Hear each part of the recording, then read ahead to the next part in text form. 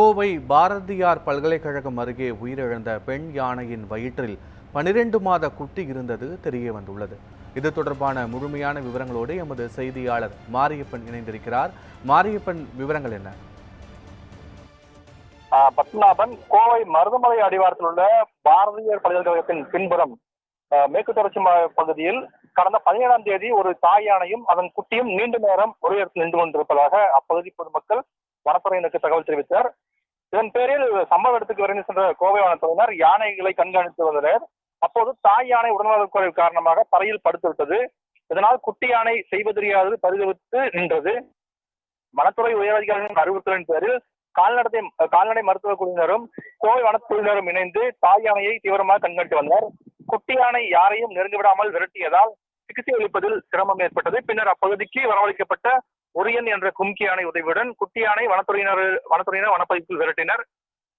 இதனையடுத்து படுத்து கிடந்த தாய் யானையை நிற்க வைத்து சிகிச்சை அளிப்பதற்காக கும்கி யானை கிரேன் உதவியுடன் தூக்கி நிறுத்தப்பட்டது.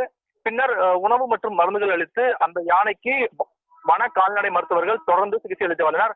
இந்த நிலையில் நேற்று 4வது நாளாக உடல்நலம் பாதிக்கப்பட்ட காட்டு யானைக்கு வன கால்நடை மருத்துவர்கள் சிகிச்சை அளித்தனர். அப்போது சோர்வாக கட்டப்பட்ட யானைக்கு நரம்பு வலி சிகிச்சை மற்றும் ஊசி மூலமும் சிகிச்சை அளிக்கப்பட்டது.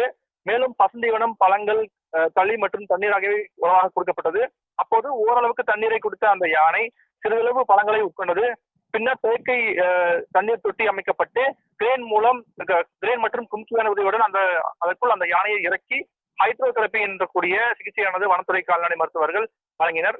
ஆனால் சில மணி நேரங்களில் காட்டு யானை சிகிச்சைகளின்றி பரிதாபமாக இருந்தது. இதனிடையே அந்த யானையின் உயிரிழப்புக்கு மாரடைப்பு ஏற்படுவது காரணமாக இருக்கலாம் எனவும், முழுமையான காரணங்கள் உடற்குறைவுக்கு பிறகு தெரியவரும் எனவும் வனத்துறையினர் நேற்று தெரிவித்தனர்.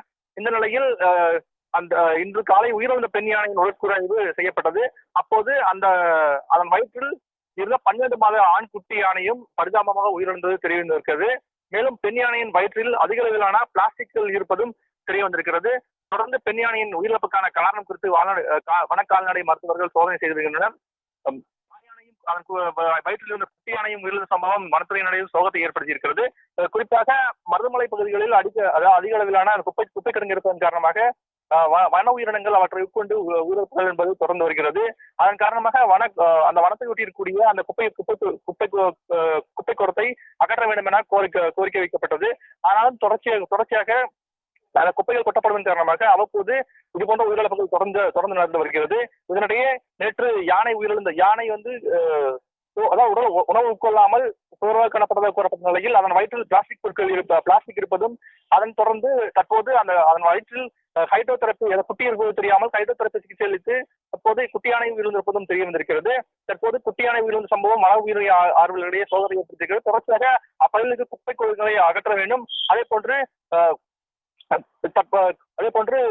இது போன்று வன உயிரினங்கள் உயிரிழப்பை தடுக்க வேண்டும் என்பது வன உயிர் ஆர்வலருடைய கோரிக்கையாக இருக்கிறது. பத்மநாபன், முழுமையான தகவல்களுக்கு நன்றி மாரியப்பன்.